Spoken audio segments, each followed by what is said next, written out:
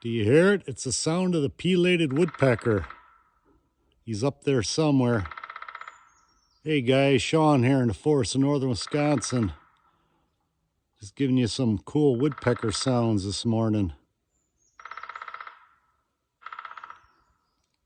He's up in either one of these big white pines or big red pines. Old growth trees.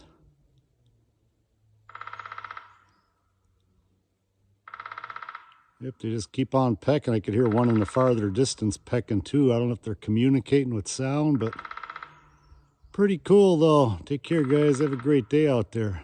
See you on the next video. Yeah, you can see there's some of the old holes that they make. They bore these big holes looking for insects and bugs in these pine trees and stuff.